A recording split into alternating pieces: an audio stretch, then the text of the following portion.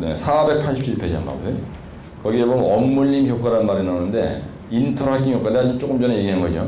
언물림 효과. 그래서 물의 전단 강도는 마찰 저항과 언물림의 두 성분으로 이루어졌다. 그 다음에 전단 강도식이 나오고 전단 강도에 영향을 미친 요인이 이렇게 나옵니다. 그렇죠? 네, 그런데 거기에 보면 뭐라고 되어 있냐면요. 언물림 효과가 나왔어요. 만약에 예를 들어서 이런 문제는 잘 나지 않지만 하여튼 아직은 언물림 효과가 났다. 인터락팅 효과가 시험 문제 나오면요.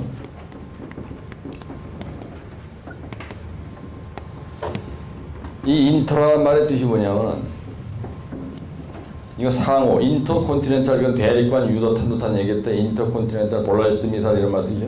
인터내셔널 그러면 나라와 나라 사이니까 국제적으로 논다 할 때 인터내셔널, 국제공항 그럴 때 인터내셔널 에어포트 이런 말 쓰죠. 킹 파우드 인터내셔널 에어포트 그러면 그죠?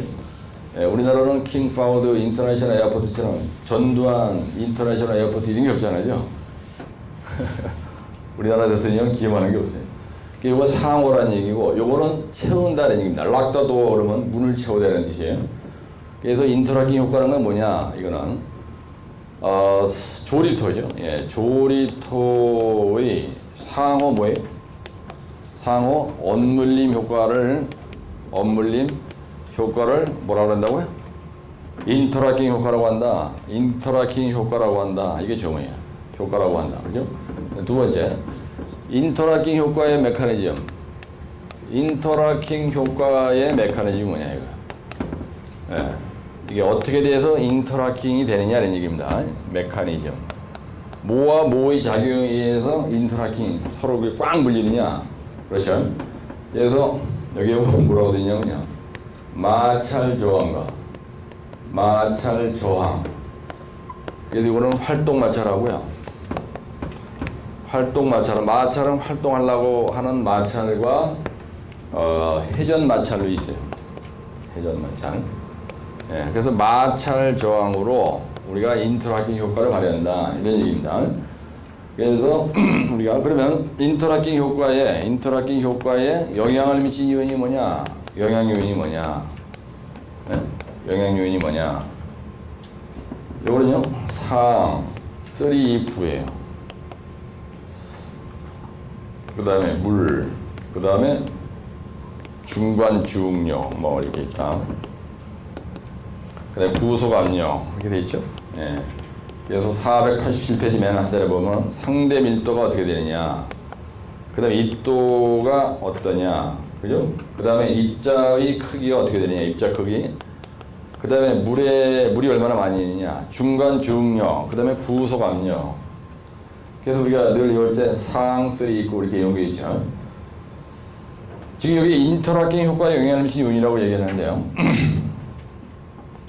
모래나 자갈을 우리가 아까 뭐라 그랬나 알았어요? 조립토라 그랬습니다. 예, 조립토의 인터락팅 효과에 영향을 미치는 요인, 조립토의 전단 강도에 영향을 미치는 요인, 인터락팅 효과에 영향을 미치는 요인, 인터락팅 효과. 그 다음에 조립도의 상대 밀도에 영향을 미치는 요인이 뭐냐? 조립도의 액상화에 영향을 미치는 요인이 뭐냐? 그렇죠? 그 다음에 어떤 똘마니가 만약에 내부 마찰각을 시험 문제 냈다. 그럼 내부 마찰각에 영향을 미치는 요인이 뭐냐? 같은 얘기입니다. 네, 그래서 우리가 조립토인 모래나 자갈에 대한 그 어떤 성질을 설명할 때는 같이 한번 따라하시면 상대 밀도, 입도, 입자의 크기, 물, 중간 중력, 부속 압력 이런 용어를 표현하는 거예요. 액상화에 영향을 미치는 요인이 뭐냐?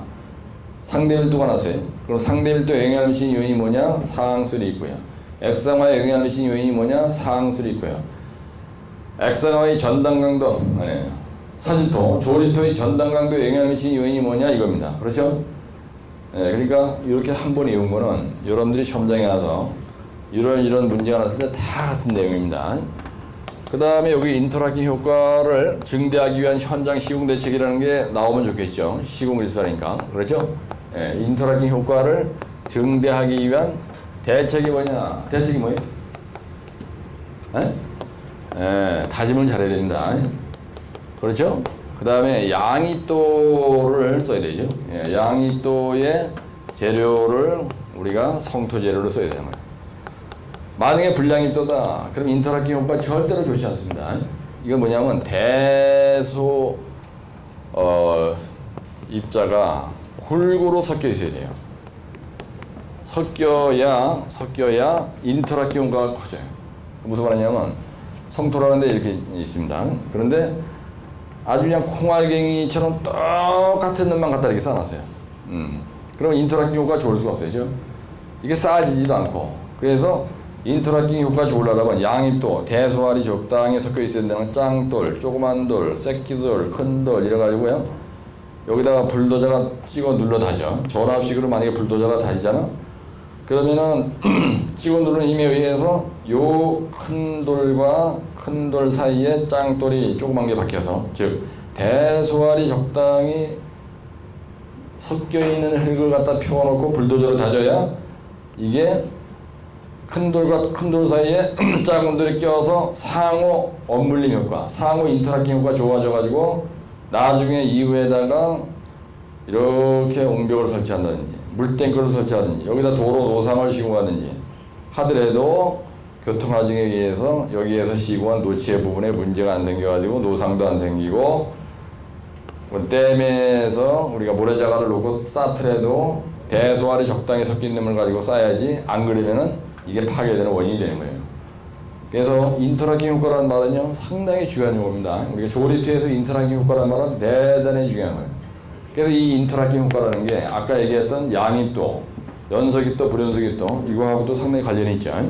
예, 그런 얘기입니다. 그래서 우리가 항상 조리투를 다질 때는 인터락팅 효과 좋게 하기 위해서 진동식으로 다지만 암버럭을 다질 때는 엄청나게 무거운 도자를 다지더라도 몇 톤급으로 다져야 돼요? 45톤 이상. 진동노라로 다지더라도 45톤 이상 되는 진동노라로 다져야 된다. 그런 게 있죠.